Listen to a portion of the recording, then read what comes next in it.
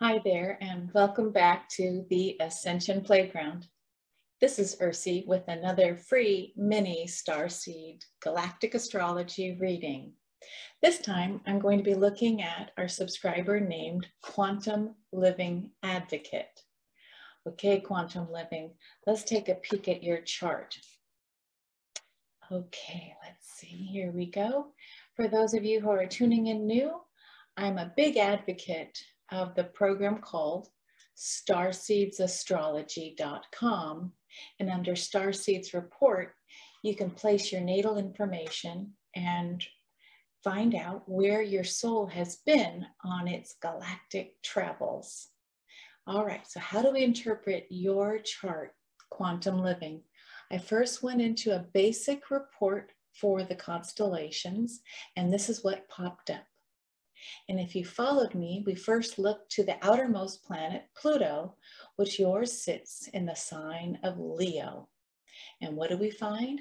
We find a soul origin to Hydra or Hydra.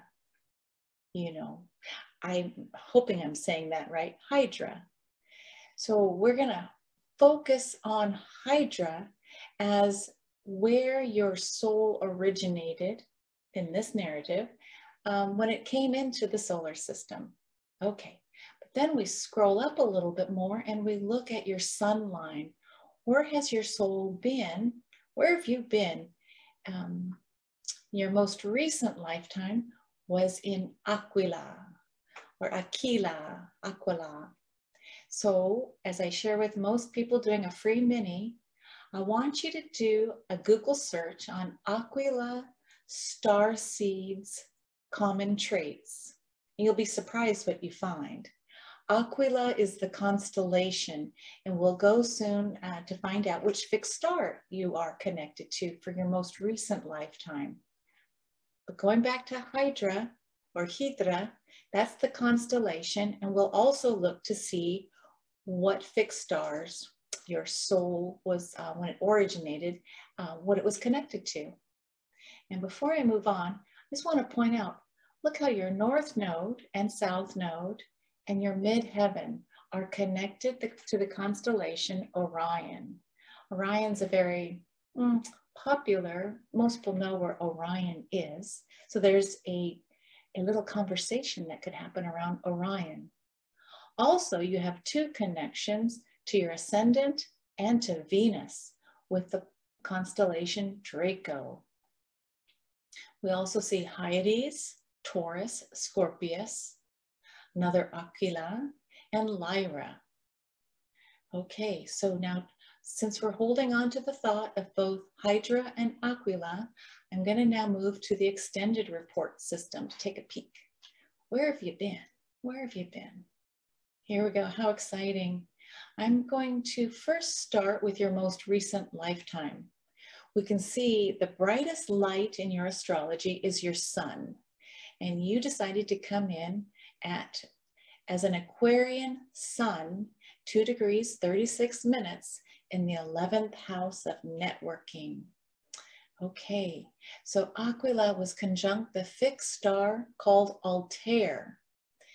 Now, Quantum Living, I'm going to inspire you to do some research on what is the story of the fixed star called Altair. Try and find its mythology. What's the narrative? See if this most recent lifetime of yours resonates with you or not. There's a writer named Bernadette Brady. She has a fabulous book called Stars and Their Connections, something like that. Google Bernadette Brady. She's great at finding out what the stories are with our fixed stars.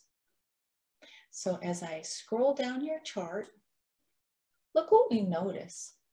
Your Venus line in the first house. Your Venus is in Pisces, at 7 degrees, 23 minutes. But look how many soul connections we have running on your Venus line, a personal planet of love, beauty, and aesthetics. Okay, we have Andromeda, Hyades, Taurus, Canis Major, Draco, and Scorpius. Very, very interesting. Oh, and earlier when I pointed out, notice all the connections you had to Orion. The other homework assignment I would encourage you to look up is the fixed star Rigel.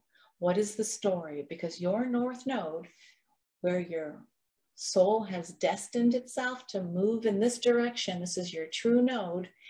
What does the story of an opposition to your North Node to the fixed star Rigel mean? So when you find out the story of Rigel, the fixed star, perhaps that will help give you some key words to understanding what you signed up to do as a navigational compass for your soul's journey in this lifetime.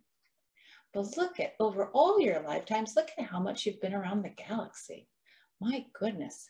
The next full line after Venus is your Pluto line. Look, we've got Andromeda, the Pleiades, Ursa Minor, Orion again, Hydra, and Centaurus. Very interesting. You've been around the galaxy quite a bit. Okay, but I'm going to go back and look for Hydra conjunction to Alphard. Okay, got a little story to share with you. So when we look at your Pluto line and we found a conjunction or an opposition, we look for where the soul originated. So some of the qualities and characteristics of the Hydra constellation stories may be in the back subconscious of your memory, but when you start reading about it, it may come forward. I'm going to stop sharing there for a moment. So Hydra or Hydra, I can never say it, tomato. Okay, I just want to tell you, Quantum Living, I have a pronounced Hydra in my chart as well. It is the story of the largest set of stars. It's the largest constellation of all the 88 constellations that are noted. Hydra is the largest. It's this long water snake. It covers the signs of Cancer all the way to Virgo. It's so huge. Typically over time, they would take a large constellation and start changing its story and cutting it up. But throughout time, and now it's 2022, Hydra still exists, this huge water snake. Now I'm going to digress a moment and let you know that Bernadette Brady, who I mentioned earlier, she has a wonderful program called Starlight. And what she does is she takes the fixed stars at your birth chart at the moment of birth, and she tries to tell you about the stories that you came in with from your ancestors, and the other story about, you know, what it is that you agreed to do as well. But she works with something with the galactic astrology around what's called the Parans, P-A-R-A-N-S. Some people might say parents. What's your parents? I kind of sit better with Parans. Okay, so I have one of my, from my ancestors, it is, I'm coming in with Hydra as well, with the same fixed star, Alphard. This is the heart of the serpent. This is the heart of the snake. And the snake is, you know, in our culture in America, no one wants to talk about a snake because we've all been imprinted with the Genesis story in the Bible of the snake representing evil. And so now it's trying to look at reframing those stories and saying, well, what was that snake doing or talking about in the garden? Without the snake, we perhaps would never have left the garden of love and bliss and had these experiences here on earth in what they call the consciousness of duality, good, evil, light, dark, so that we could expand and grow our own consciousness singularly and collectively. Boy, that just spewed out, didn't it? So Alphard, let's go back to this great water snake. The snake also represents the underworld. In studying Bernadette's, her stories that she found around the world, some would say in the Asian culture that they used to think that this huge constellation that covers so much in the sky was the place where when a soul dies, it returns into the snake and you go through the belly of the snake and then you're reborn. and you come back around for another incarnation cycle. So the snake represented the soul's journey in the Asian cultures of, I go in, I learn, I make it through the tunnel, I come back. Okay, so Alphard being the heart of the snake. Here's the story that I really think the message of Alphard and Hydra is, and you see if you resonate with this quantum living as far as your origin story. This is the time of bringing back the magic of balancing the divine feminine. The snake represents the divine feminine, and so many times in our current culture too, that has been so suppressed and oppressed. And without the divine feminine in equal balance to the divine masculine, we have disorder, we have chaos. So this particular fixed star of Alphard is asking, the heart of the snake is saying to you, okay, do you want to step into the magic of bringing back the calling of the beautiful divine feminine?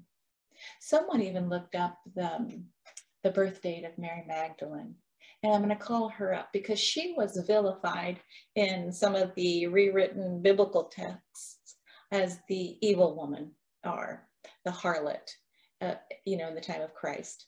And yet we now see her in today's modern view as a priestess.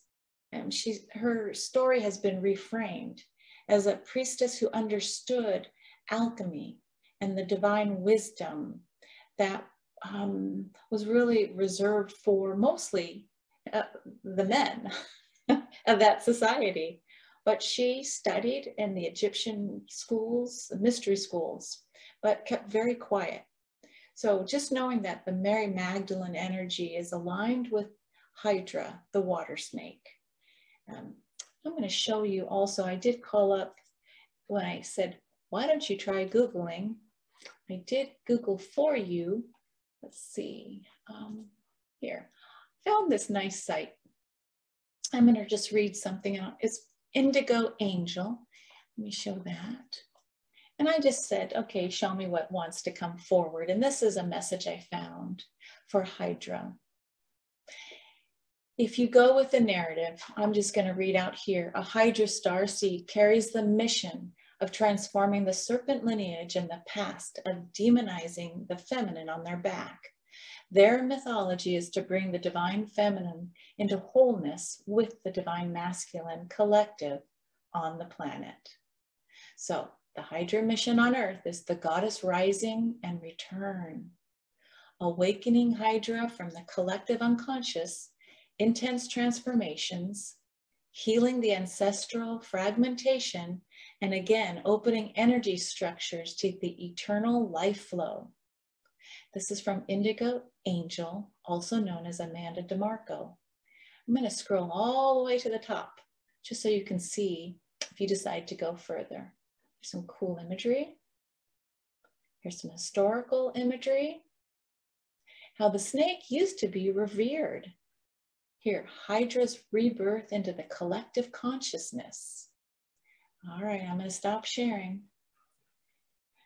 I know I went a different route with your little free mini reading.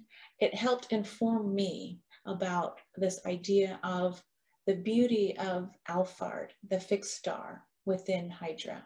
Again, imagine this huge constellation and your alignment with the heart of the snake. There's a calling forward of embracing what they call the serpentine bloodline. Now, I know bloodline sounds a little bit weird, but we all have blood and we're all from an ancestral lineage. I like to look at the serpentine bloodline when someone says that as a calling forward of, isn't it time where each of us internally balances our divine masculine and internally balances our divine feminine? Isn't it time? How are we going to do it? We're going to need some leadership. We're going to need some examples shown, and we're going to need to see perhaps this collective energy build. You know, the solstice is coming. That might be a fun time to tune into Alphard. Let's see. She also said one last thing that I want to share. Underworld. You can go in between the realms with the snake energy. Oh, here it is. when you look at the picture of Hydra, you're going to see a lot of things on its back. There's a connection to the crow, or the little glyph of Corvus, C-O-R-V-U-S. It's a crow shape on top of the snake. But the snake and the crow have a connection. I'm almost getting a feeling of Native American, how crow magic, nighttime, air, versus the water snake, whose belly slithers on the earth, this connection to Mother Earth, but also in the water. So you've got earth, air, water.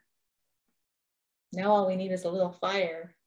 Okay, that's all I got for this moment. Have fun, and I hope you'll consider studying.